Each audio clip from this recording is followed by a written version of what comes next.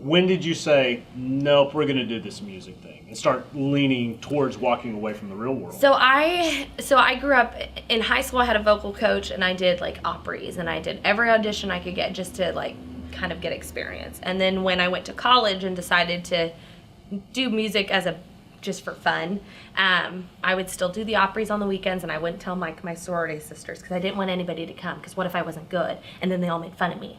So I just didn't have anybody come to my shows.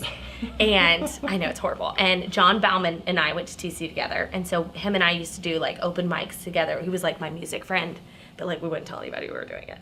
That is so funny to me. Oh, I know. It was crazy. Because you look back and you're like, man, look at like Flatland Cavalry or Josh Abbott.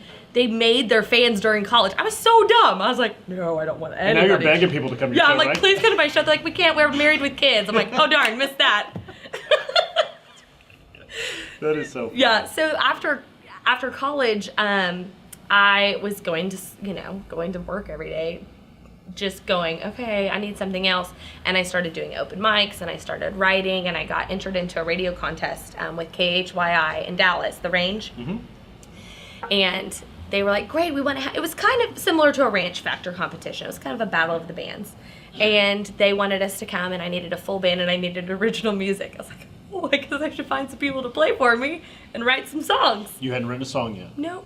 I mean, I had dabbled, but not like sat down, written it start to finish. What do I want to say seriously? And so from there, then we got asked to do this, house band thing at Billy Bob's. And we got asked to do this here and this here. And that was in 2011. And it just kind of rolled into what it kind of is today. I mean, intentionally, I've definitely worked at it, but it was like, oh, we loved you at this thing. Can you come do this other thing? Do you do private parties? And I was in a country rock cover band for a while. Really cool. It was so much fun.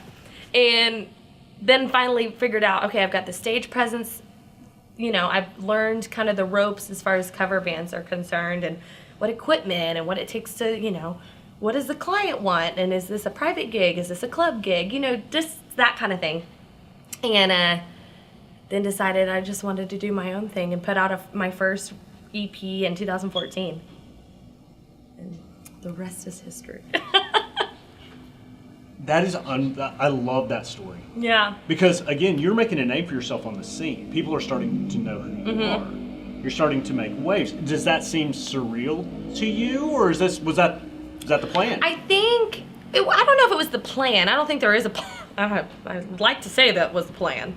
I think that it hasn't quite, the waves to me maybe haven't been big enough for me to go, yes. I still feel like I'm very much at the ground level, and I'm very much still beating down doors. And things like winning the Ranch Factor were great, and it was a huge pat on the back, and it made you finally feel validated, like, finally. And getting a huge radio single earlier last year, it's like you do have those moments, but you're still working at it every day. So I wouldn't say it's surreal just yet. I wouldn't go, I don't know. I still feel like we're really working hard. This is going to be a weird question. Okay. What would make it surreal? What has to happen where you're like... That's a good question. You have to pinch yourself. I think that I would say one of two things. I would love to get, I would say, a record deal, and not like a big like Nashville recording contract thing.